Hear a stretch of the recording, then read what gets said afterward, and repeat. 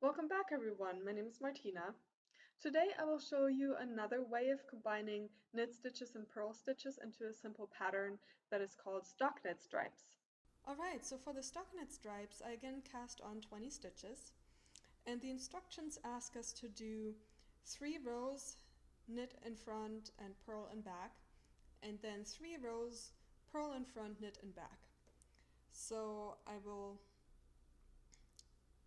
start with a knit stitch as my salvage stitch and then do the first row all knit. Here's my salvage knit stitch. Alright, this was the first row all knit. Now let's do the second row, starting with a knit stitch for the salvage stitch, and then everything else is all purl. And my salvage knit stitch. Alright, turning again. Now we are doing the third row, which is also all knit.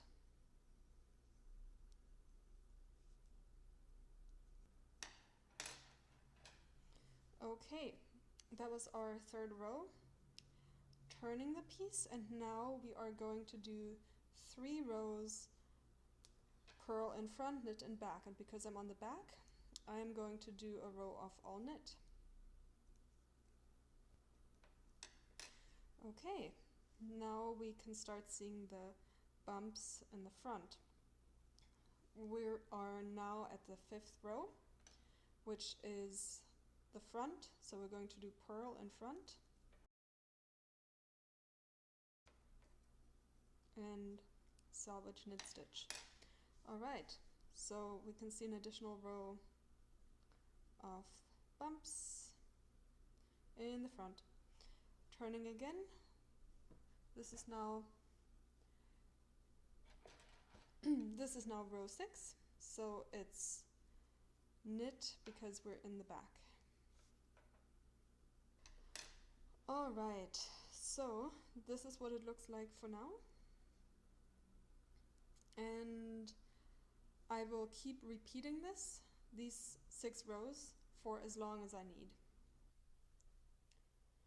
Alright, so now I've done a few more repetitions of this. This is what it looks like after 20 rows in total. And we can see here that we have these stockinette parts that are knit in front, purl in back, and here stockinette the other way around, purl in front and knit in back. Alright, so now we can also compare the garter stripes to the stockinette stripes. One thing that immediately stands out is I knit 20 rows for each of them, but the stockinette stripes, that piece looks a little bit shorter actually. That is because the fact that we did multiple rows of stockinette on both sides means that it kind of stretches together a little bit. Let me explain that a little bit more. When you're doing knit in front, what you're doing, if you remember my earlier video on knit stitches, you're pulling the stitches from back to front, and that makes the old stitches that you had on the needle before fall into the back, and that is why we see these bumps. That also means that the whole stitch is a little bit further back because that's where the material goes. And likewise, if we're doing purl in front, what you're doing is you're pulling the new stitch from front to back, and that makes the old stitch fall into the front, and that is why we get the bumps in the front. That also means that the majority of the material is in the front, and that kind of creates this, we can look at this from the side, this a little bit of a wavy form, and that means it stretches together a little bit more. So yeah, you can see that effect actually on both sides here.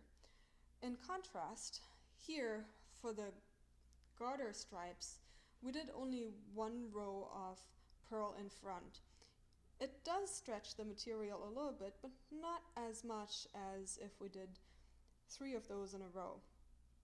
So you can see that stretch effect a little bit here, but it's not quite as much. So this is something important to take into consideration when you're knitting some pattern to be of a certain length. You always want to test how it turns out. How much it stretches will determine how long it's actually going to be. Another thing to consider if you're knitting something for the winter, I live in Wisconsin, so the winter is always on my mind. If you have something that stretches together a little bit more, it actually is a little bit warmer because you're creating additional space that can trap the body heat if you're knitting, for example, a scarf or a sweater. So yeah, take this into account when you're combining purl stitches with knit stitches, and yeah, think about what works best for the piece that you want to knit.